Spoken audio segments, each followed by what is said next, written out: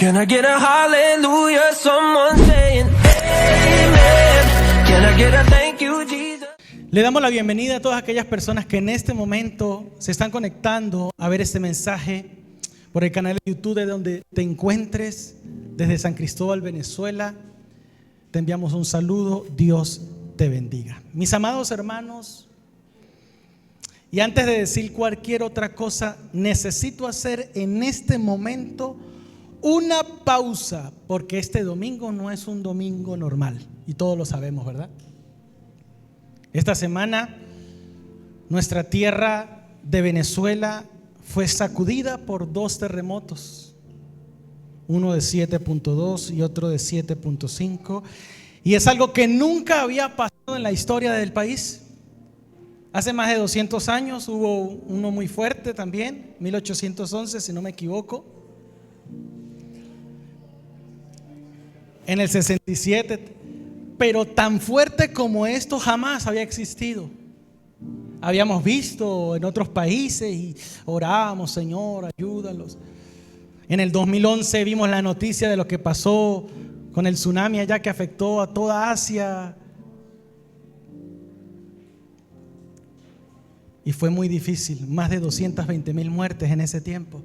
Situaciones y desastres que pasan a lo largo de la historia. Y es un momento muy difícil para nosotros los venezolanos. ¿Cuántos están conmigo? Estamos en el mismo sentir, ¿verdad?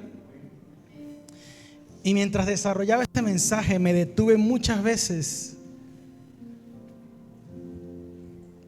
porque las palabras se me atascaban en la garganta, en mi corazón. Porque no es fácil predicar cuando el corazón está apretado, iglesia. Porque yo soy venezolano y amo mi país con todo mi corazón. Yo fui de esas personas que cuando me fui del país siempre quise regresar, respetando a todos aquellos que no tienen ese sentimiento. Yo siempre quise regresar, y porque esta tierra es mi tierra. No hay nada para mí como San Cristóbal. Para mí, algunos son de otros estados, pero para mí esta es mi tierra, esta es mi gente. Nadie nos entiende más que los de aquí. Y hasta hace algunas horas atrás, aproximadamente 1,500 personas partieron y más de 3,300 personas heridas. Ese fue el último dato, ayer. No sé si ya se actualizó. Familias enteras, como dijo mi esposa, lo perdieron todo. Todo. Ustedes quizás tienen familia, conocidos. Nosotros tenemos unos hermanos cercanos que nos escribieron por medio de otra persona que está en España. Una hermana en Cristo que hace muchos años no la vemos, pero es nuestra familia. Eran de aquí y estaban viviendo allá en La Guaira. Lo perdieron todo. Emprendimiento, su casa, lo que lucharon por tanto tiempo, lo perdieron todo y se vinieron para acá sin nada. Y están donde unos familiares. Y estábamos hablando con ellos y hermanos, una cosa es lo que nosotros vemos, sentimos, hermano, otra cosa es vivirlo. Y aunque intentamos medio ponernos los zapaticos ahí, no, hermano, es muy difícil, pero aquí estamos con el corazón intentando entendernos, amén. Y sé que algunos de ustedes quizás tienen familias, amigos, conocidos que lo perdieron todo, algunos que ni siquiera están aquí hoy día con nosotros. Madres buscando de sus hijos, hijos buscando a sus padres, niños, cantidad de niños huérfanos, comunidades enteras convertidas en escombros. Y mi familia y yo esta semana, y sé que muchos de ustedes hemos llorado. Y a veces intentamos casi ni ver las redes porque no, es muy difícil. Y créanme que no les decimos esto, como para que sepan que somos sensibles. No tiene nada que ver, se los digo, porque creo que llorar era lo correcto.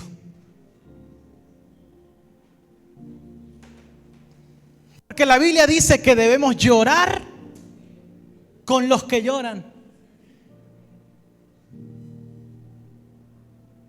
Y Venezuela está llorando hoy. Así que antes de abrir nuestra Biblia, antes de cualquier mensaje, quiero que hagamos algo juntos. Que nos tomemos un momento para honrar el dolor. Para no apresurarnos a hablar cuando lo primero que se necesita es sentir.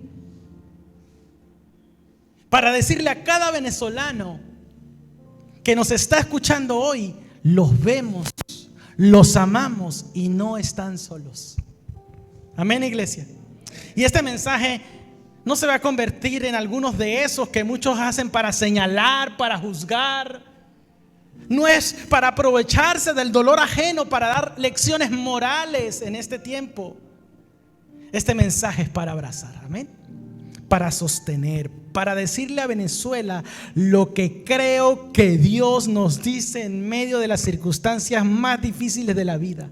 Y estoy convencido que Dios nos dice por medio de su palabra y de sus promesas que Él está con Venezuela. Que Él no se ha ido,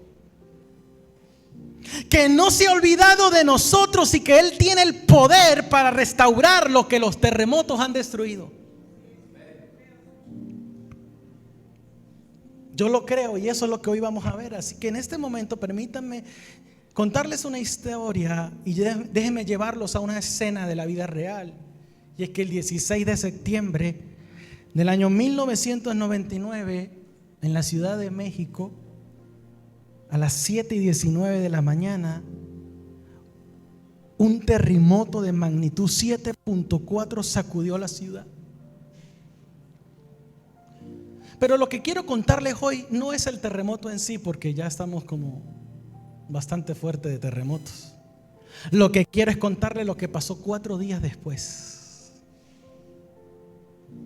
Los rescatistas seguían buscando sobrevivientes. Hoy estamos en el día ¿qué? De nuestro país. Día 4. Y estaban buscando entre los edificios de los apartamentos derrumbados en la colonia Roma. Y ya casi nadie creía en el 4.º día que podía haber alguien vivo adentro.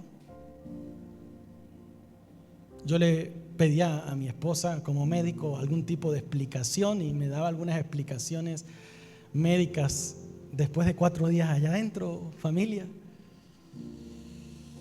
4 días bajo los escombros, sin agua, sin luz, sin saber si alguien te está buscando.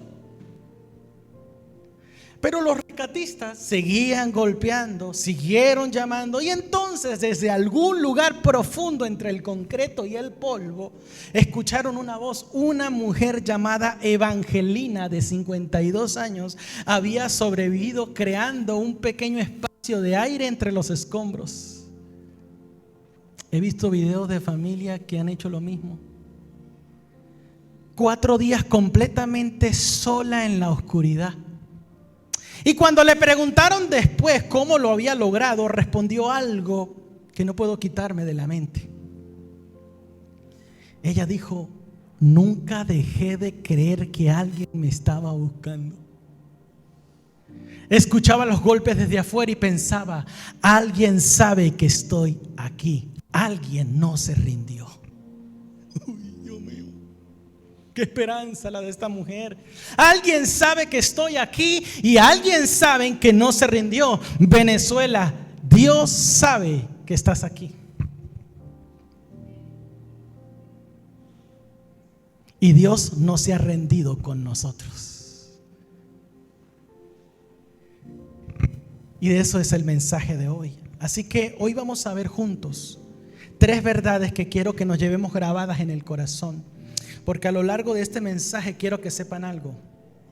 Soy un venezolano que ama a su país desde lo más profundo. ¿Cuántos aman a su país? Soy un venezolano con el corazón partido y soy un venezolano que está llorando con ustedes.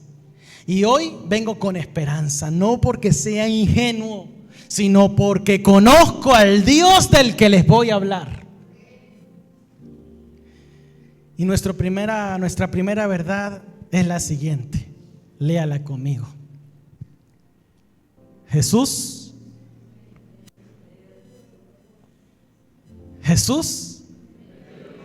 en medio del dolor. Miren, esta semana he escuchado algunas cosas que me han dolido profundamente. En redes sociales, en grupos de WhatsApp, en comentarios de YouTube, en algunas conversaciones conocidas de otras personas, comenzaron a aparecer voces diciendo que los terremotos en Venezuela eran el juicio de Dios sobre este país. Hasta como con rabia, hasta como con esa sensación de satisfacción. Que era un castigo que las víctimas hasta se lo merecían. Un testimonio que le contó una hermana amiga de mi esposa Sinaí allá en Bogotá.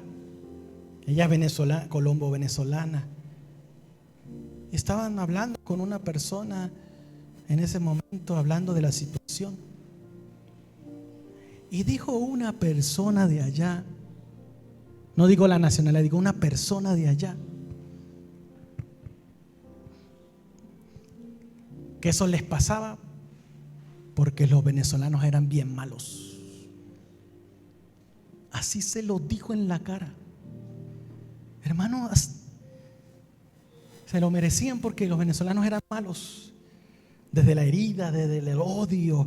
Y así como esto, entras a las redes sociales y estos religiosos, santos, poderosos, aquellos que se sienten que están por encima de todo, ya eso es el juicio de Dios por la maldad, por la idolatría, por tantas cosas.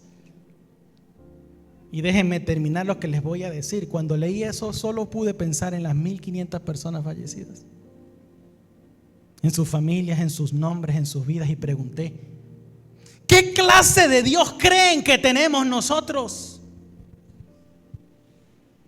Les pregunto a toda esa gente, ¿qué clase de Dios creen que tenemos? Porque el Dios de la Biblia no es ese, mis hermanos. Y no lo digo yo, lo va a decir el mismo Jesús. Y déjenme llevarlos a Lucas 13. Y todavía no lo pongamos, dice, el contexto es importante para entender el peso de lo que Jesús va a decir. Había ocurrido una tragedia reciente, una masacre política donde Pilato había asesinado a un grupo de galileos de manera brutal. Y la gente llegó donde Jesús con esa noticia, y la pregunta implícita era: Jesús, ¿será que esos galileos eran más pecadores? ¿Será que se lo merecían? Y Jesús respondió con algo que quiero que escuchemos muy despacio, los que estamos aquí, los que estamos allá. Lucas capítulo 13, versículos 2 y 5. Jesús respondió: ¿piensan ustedes que esos galileos, por haber sufrido así, eran más pecadores que todos los demás galileos? Y Jesús dijo: les digo que no.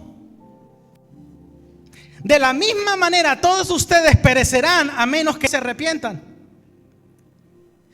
Y dice Jesús, segunda fase del mensaje: ¿o piensan que aquellos 18 que fueron aplastados por la torre de Siloé eran más culpables que todos los demás habitantes de Jerusalén? Se había caído una torre y había aplastado 18 personas en ese momento, una tragedia. Y está diciendo, ¿acaso ellos eran más culpables que todos los demás en Jerusalén? Y dijo Jesús, les digo que no. ¿Habían leído estos pasajes? Les digo que no. De la misma manera, todos ustedes perecerán a menos que se arrepientan. Uy, hermano, ¿qué mensaje está dando Jesús? 2 veces, 2 tragedias y 2 veces el mismo rotundo no de Jesús. Las víctimas no eran más pecadoras. El sufrimiento no era un veredicto divino sobre la culpa de ellos. Pero noten algo hermoso sobre la respuesta de Jesús. Jesús no aprovecha el dolor ajeno para dar una conferencia teológica. Jesús no señala a las víctimas, no usa la tragedia como plataforma para demostrar quién tiene la razón. Lo que Jesús hace es voltear la pregunta hacia los que estaban preguntando, como casi siempre lo hacía. Cuando le dan una pregunta, ¿qué hacía Jesús? Hacía otra. Les dice en esencia, en lugar de analizar el dolor de otros de afuera, pregúntate qué quiere Dios de ti. Eso es lo que hace Jesús. Y esa es una de las cosas más misericordiosas que Jesús pudo haber dicho, porque les estaba quitando el peso de explicar lo inexplicable. No tienen que descifrar el misterio del sufrimiento, les dijo Jesús. Solo tienen que volver a Dios. Eso es lo que Jesús les dijo. Ahora,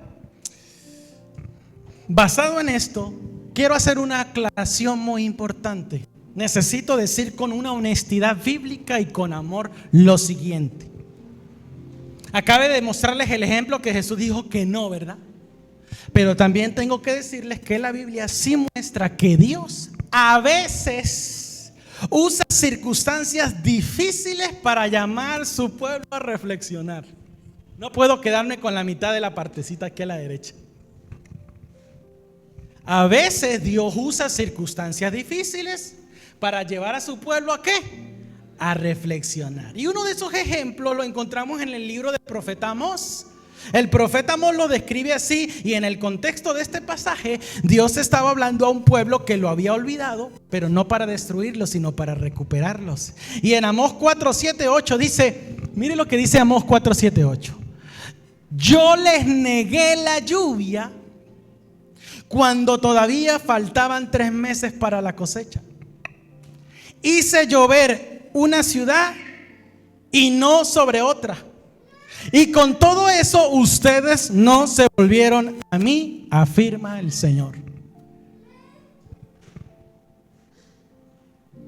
¿Notaron el corazón de Dios en estas palabras? No dice, los destruí porque los odio.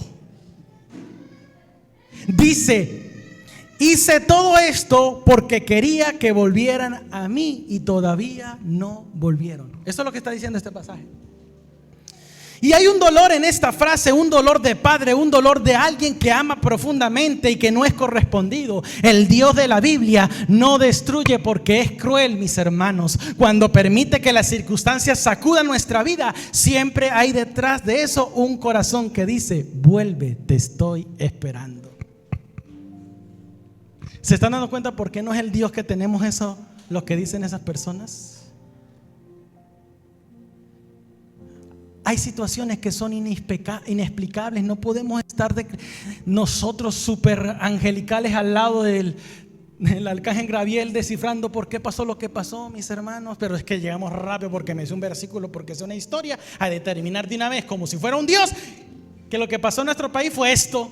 Y no es así, mis hermanos. Vemos videos de circunstancias que estaban pasando allá en esa zona, que algunas personas estaban haciendo algún tipo de idolatría y estaban diciendo tierra, la tierra, y cuando eso pasó tembló la tierra y dijimos, eso fue ahí. Y por eso murió mucha gente. Es tan fácil, ¿verdad? Nosotros, super teólogos y ungidos, determinar qué fue lo que pasó y por qué fue lo que pasó, ¿no? Tremendo, ¿no? Duro, ¿verdad? No es así, mis hermanos. Acaba de ver a Jesús decir que no fue por eso, que no fue por el pecado, no fue porque eran los malos que vivían allá. Nosotros los gochos somos los santos y los de allá son los pecadores. No es así, dijo Jesús. Pero también hay que contar el otro lado de la historia, donde Dios a veces permite circunstancias difíciles para destruir, no, para recuperar, para restaurar. No sabemos, usted y yo no podemos llegar a una determinación, solo podemos llegar hasta donde la Biblia nos permite.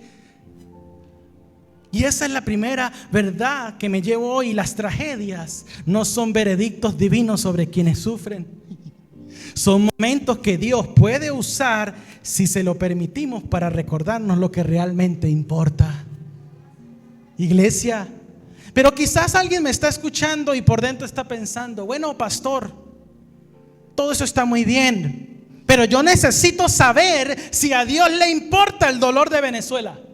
Yo necesito saber si Él llora con los que lloran. Yo necesito saber si Él está presente ahora mismo en medio de este caos.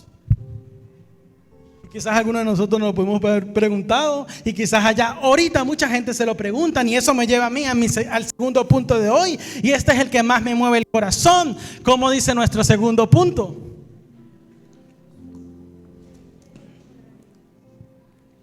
Dios llora con Venezuela. Dios llora con Venezuela. ¿Ustedes lo creen? Mira, hay un versículo en la Biblia que tiene solo 2 palabras. En su forma más corta en inglés, pero que en español también es extraordinariamente breve y poderoso. Es el versículo más corto de la Biblia. Y en el contexto, Lázaro, el amigo querido de Jesús, había muerto. ¿Y quién estaba ahí? María. ¿Y quién más? Y Marta, sus hermanas. ¿Y estaban felices porque había muerto Lázaro? No, estaban destrozadas por el dolor. Y cuando llegó Jesús y vio a María llorando y vio a los que le acompañaban llorando, la Biblia dice algo que me detiene cada vez que lo leo. Y este pasaje lo interpretamos y algunos dicen que Jesús lloró era por la incredulidad, y otros dicen que lloró por tal cosa, y otros dicen que lloró por tal cosa. Pero quiero que vean lo que dice Juan 11:33. Juan 11:33 dice: cuando Jesús la vio llorando y vio también llorar a los judíos que lo habían acompañado, se molestó porque no creían en él. Se molestó porque tenían dudas. No, ¿qué hizo? Se turbó y se conmovió profundamente. Por eso cuando leemos un pasaje no podemos leer solamente una parte, tenemos que leer todo. Y antes él dice, se turbó. ¿Qué es turbarse? ¿Alguien me puede decir qué es turbarse?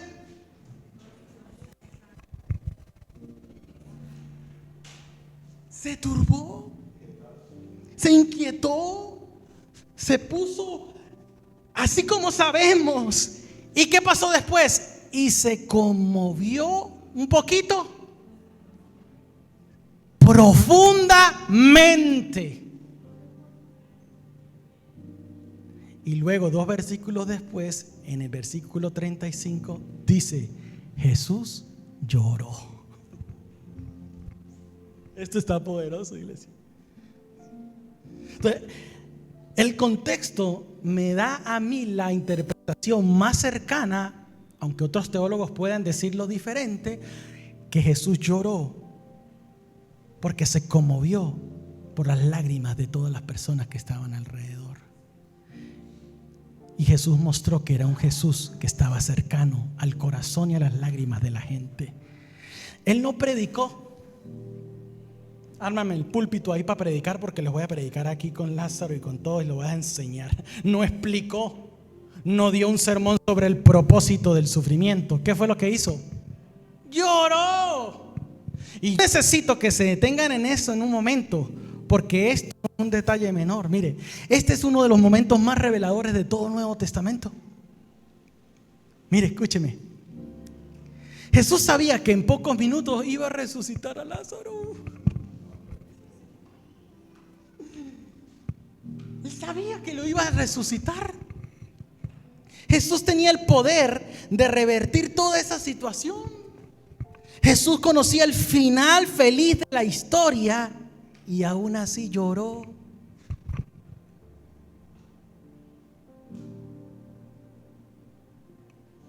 ¿Por qué?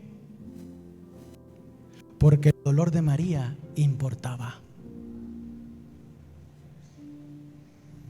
Y si algunos no están de acuerdo conmigo con esta interpretación, bienvenido sea. Pero yo creo en un Jesús que llora cuando yo lloro. Y dice la Biblia, y no tenemos un sumo sacerdote que se compadece de nosotros, que nos entiende.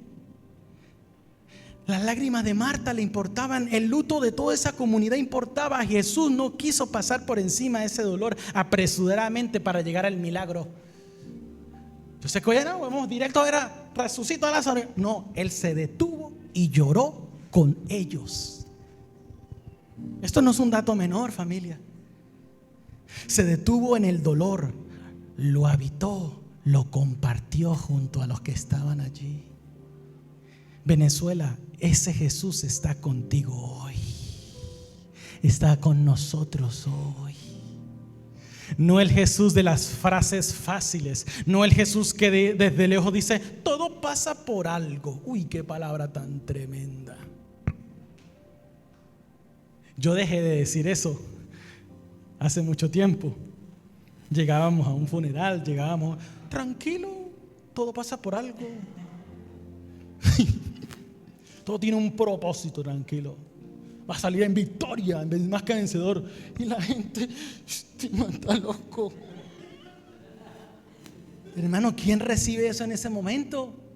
Hasta uno que es cristiano por dentro no dice, sí, yo sé, hermano, pero no me lo diga, por favor. Todo pasa por algo. Se le cayó la casa, ya no tiene nada. Tranquilo, todo pasa por algo. Vaya a dormir en la cancha ya y Dios le va a bendecir. Suena chistoso, ¿verdad? Pero es tan desalmante. Y lo dijimos, yo lo dije muchas veces. Tranquilo, todo pasa por algo. Como que superior, ¿no? Pero métase usted en el ojo del huracán a ver si cuando le digan todo pasa por algo. Él no es Jesús que desde lejos le dijo, Venezuela, tranquilo, estoy aquí en el trono, todo les pasa por algo. No, el Jesús real, el que se turbó, el que se conmovió profundamente, el que lloró, ese es el Jesús que está con Venezuela. No el que le dice todo pasa por algo, Venezuela. El Jesús está parado hoy en medio de los escombros en Venezuela, llorando con cada familia que perdió a alguien, llorando con cada madre que espera noticias, llorando con cada niño que no entiende qué pasó. Mi esposa me decía, hay niños que no entienden, que no saben, y eso, hermanos, lo cambia todo, mis hermanos. Mire, hay un pastor llamado Timothy Keller, fundador de la iglesia en Nueva York, uno de los pensadores más brillantes de las últimas décadas, especialista en temas de sufrimiento. Él dijo una vez, el cristianismo no ofrece una explicación filosófica del sufrimiento, ofrece algo mucho más poderoso, un Dios que entró en el sufrimiento humano para transformarlo desde adentro.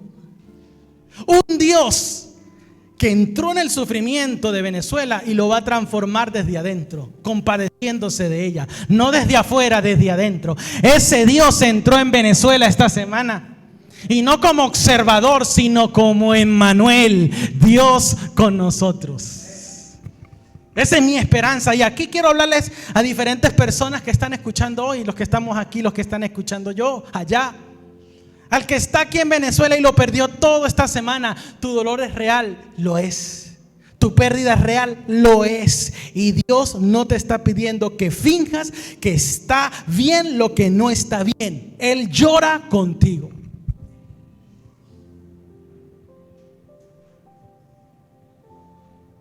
Y cuando estés listo, y solo cuando estés listo, Él también tiene el poder para reconstruir. Pero hoy, si lo único que puedes hacer es existir y respirar, eso es suficiente. Dios te sostiene incluso cuando tú no tienes fuerzas para sostener nada. ¿Nos ha pasado, iglesia? Al que está lejos de Venezuela pero tiene familia acá y no sabe cómo manejar la distancia y la impotencia, esa angustia que sientes, esa sensación de querer estar aquí y no poder. Esa es una de las formas más dolorosas del amor, y Dios ve ese amor, y ese Dios que está contigo allí también está con nosotros acá. Y al que está en la iglesia hoy pero por dentro está luchando con preguntas difíciles sobre Dios. ¿Dónde estaba Dios cuando la tierra tembló?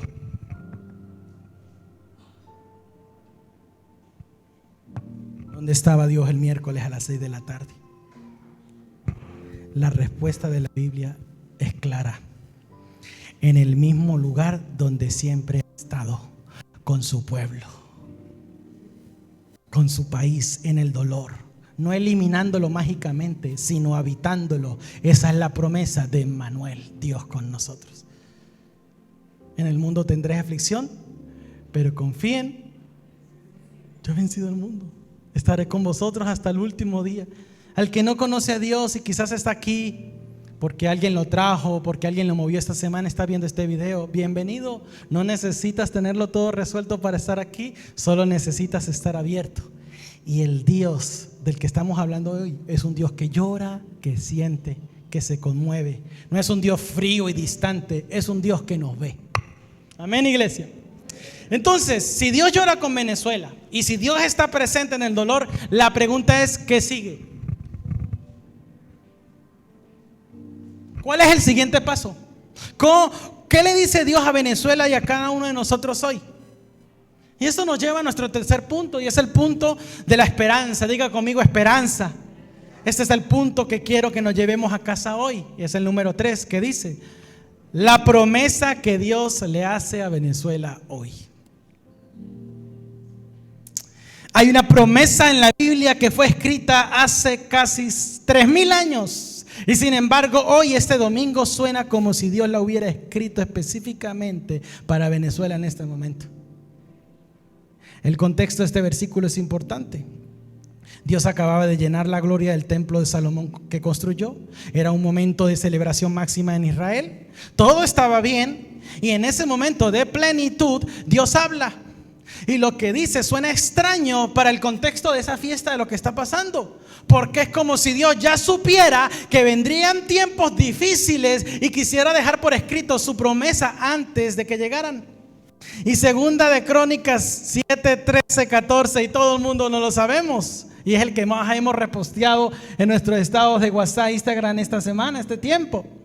Si yo cerrara los cielos para que no llueva, si le ordenara a la langosta que devorara la tierra, o si enviara una plaga sobre mi pueblo, y si mi pueblo que lleva mi nombre se humilla y ora y me busca y abandona su mala conducta, yo lo escucharé desde el cielo, perdonaré su pecado y restauraré su tierra.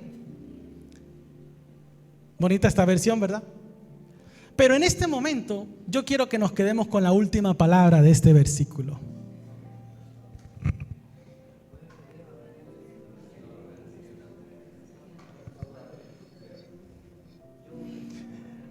Él dice: restauraré. En la palabra, en el hebreo original, es rafá, significa sanar, reparar, hacer que algo vuelva a ser lo que fue, pero mejor. No es solo reconstruir lo que se cayó, es hacer algo nuevo y mejor sobre los cimientos que quedan, familia. Eso es lo que Dios le promete a Venezuela, y yo lo creo, porque es su palabra. No es que ahí vino una palabra sobre ahí y dígale, no, ahí está. Yo recibo su promesa y la proclamo para mi país, y la creo para mi país. ¿Cuántos están conmigo? Él va a restaurar. Quizás no todo vuelva a ser exactamente como era antes del terremoto, sino que Dios tiene poder para tomar lo que está roto y hacerlo más hermoso de lo que fue. Así no éramos nosotros, bien feos, y hoy día somos hermosos por la gloria de Cristo. Amén. Si usted me viene a mí hace muchos años.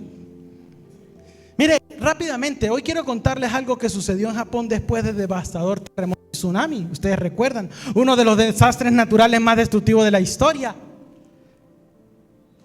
Entre los escombros de una ciudad completamente destruida, un artesano japonés encontró decenas de vasijas de cerámicas rotas. En lugar de tirarlas, las reconstruyó usando una técnica antigua llamada kintsugi, que en japonés significa unir con oro. Y en lugar de esconder las grietas, las rellenaba con oro, y las grietas se volvían lo más hermoso de la pieza, y la rotura se convertía en la parte más valiosa de las vasijas. La gente, cuando veía la vasija, no veía la vasija, veía las fracturas de oro. Y el artesano dijo algo que me tocó el alma: una vasija que ha sido rota y restaurada con oro tiene más historia, más valor y más belleza que una que nunca se rompió. Venezuela, Dios conoce el kintsugi. Él puede tomar cada grieta y cada fractura, cada pérdida, y restaurarla con algo que vale más que el oro: su presencia y su amor en sus corazones. Pero hoy quiero ser honesto con ustedes, porque los amo y la honestidad es parte del amor. Esta promesa también es importante decir que tiene una condición y no la predicamos como amenaza, aunque algunos sí, sino como una invitación. Él dice: si mi pueblo se humilla y ora, si mi pueblo me busca y abandona sus malas conductas. ¿Qué es humillarse, familia? ¿Qué es humillarse? Reconocer que no lo tenemos todo resuelto, que somos frágiles, que nos necesitamos los unos a los otros, ¿sí o no, iglesia? Que necesitamos a Dios. Eso es humillarse. Esta semana Venezuela entera, les digo algo, está humillada. Junto con nosotros, empezando por nosotros. La tierra se encargó de recordarnos lo pequeño que somos. Y en esta fragilidad colectiva hay una oportunidad que no se puede desperdiciar. Orar, volver a conversar con Dios, no solo cuando la tierra tiembla, también cuando todo parece estar bien. Nosotros, por medio de la iglesia y en nuestras redes, subimos una imagen muy minimalista que dice: oremos por Venezuela. Una banderita en el fondo y unas manitas así. Dios ha convertido esa imagen en un emblema de oración, no solo en Venezuela, sino en el mundo entero. ¿Cómo hacemos esto? Han reposteado esa imagen en todo el mundo. Gente que no habla nuestro idioma, desde Bangkok, Portugal, Brasil, gente de Asia, y no entienden, pero saben que es Venezuela y que están orando. Se ha multiplicado porque debemos orar, volver a conversar con Dios, no solo cuando la tierra tiembla, también cuando todo parece estar bien. Buscar su rostro, hacer de Él una prioridad y no un último recurso, familia. Apartarse de la mala conducta. Y aquí no señalo a nadie, empezando por mí. Todos tenemos áreas en nuestra vida que necesitan ser entregadas a Dios. Amén. Todas. Charles Spurgeon un día vivió uno de los tiempos de crisis colectivos en epidemias en Londres y dijo algo con claridad hermosa: cuando no puedas entender la mano de Dios, confía en su corazón. Escríbalo ahí. Cuando no puedes entender la mano de Dios, confía en su corazón. Venezuela hoy no puede entender la mano de Dios. Nadie puede.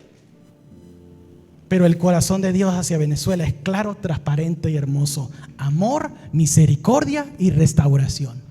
Amor, misericordia y restauración. Ese es el corazón de Dios. Confiemos en ese corazón, iglesia.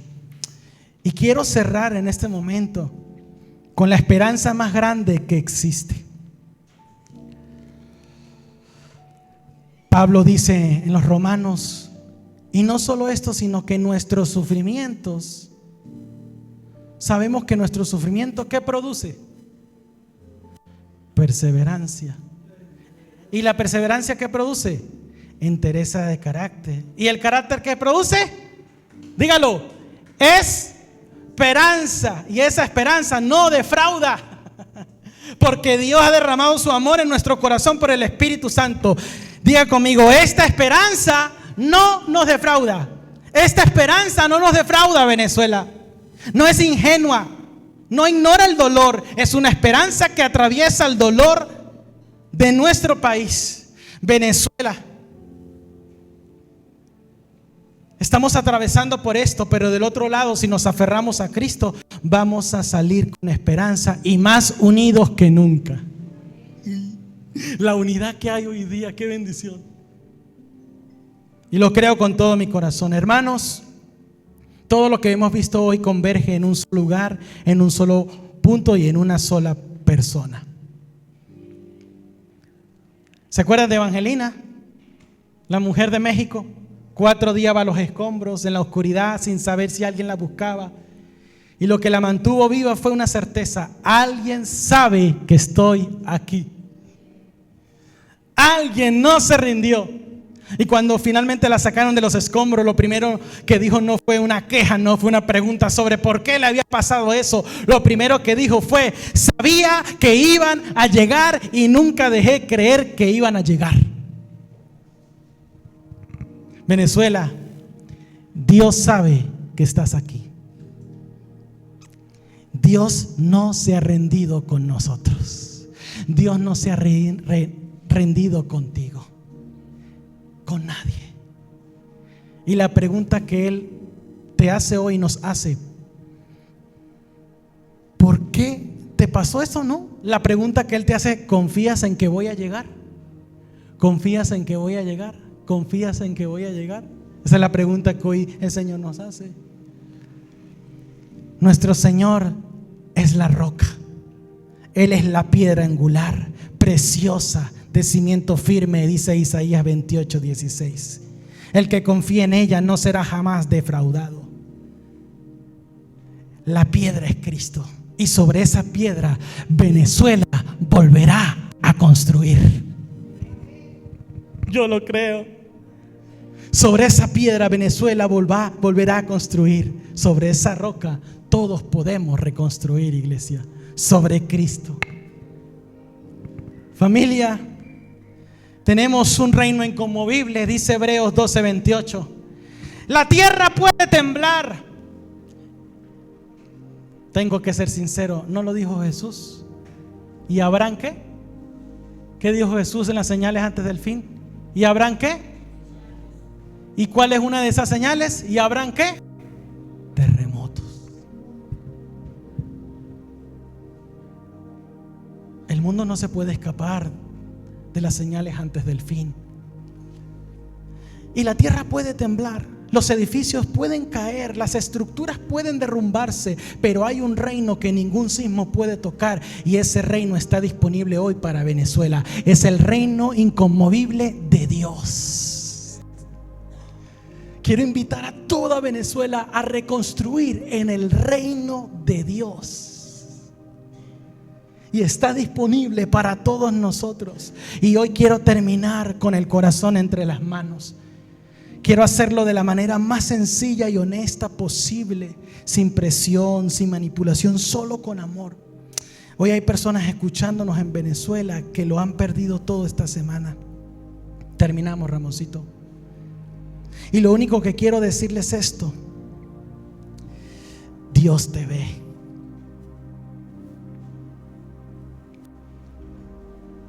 Dios te ve. Dios llora contigo. Venezuela, Dios te ve. Dios llora contigo.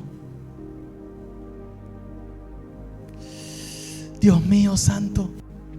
Y Dios tiene el poder para restaurar lo que la tierra destruyó. No te rindas. No nos rindamos, no nos quedemos en los escombros para siempre. Hay una mano extendida hacia nosotros hoy, y esa mano tiene cicatrices, porque es la mano de alguien que también sufrió, que también fue aplastado, que también murió y que resucitó. Y esa resurrección es nuestra esperanza.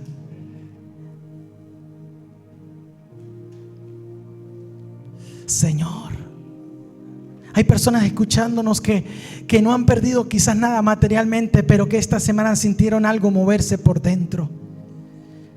Una sacudida interior, una pregunta que no se puede ignorar, una voz suave que te dice: ¿y tú? ¿En qué estás edificando tu vida? Esa voz es la más importante a escuchar.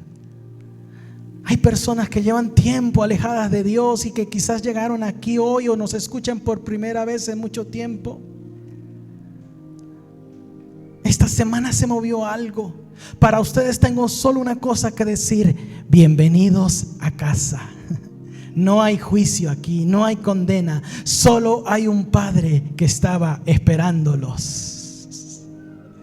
Hoy, empezando por mí, quiero que tomemos una decisión. No de miedo, Venezuela, no de emoción pasajera, una decisión de fe, la decisión de edificar sobre la roca, la decisión de volver a Él, la decisión de vivir de manera que cuando la tierra tiemble tengamos algo que no se pueda sacudir. Y si estás listo para eso, te invito a orar conmigo ahora mismo, no importa dónde estés.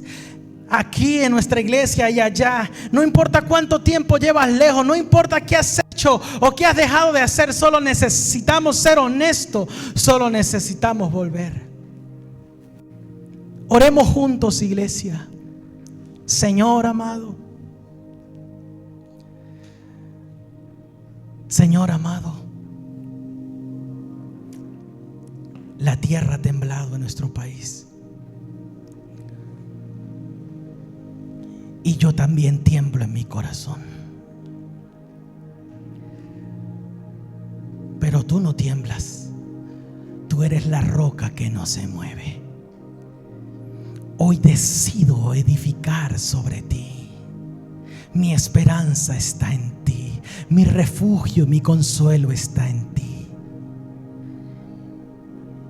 Perdóname por las veces que he construido sobre otras cosas, por las veces que te busqué de último recurso, por las veces que viví como si no necesitara nada más que a mí mismo.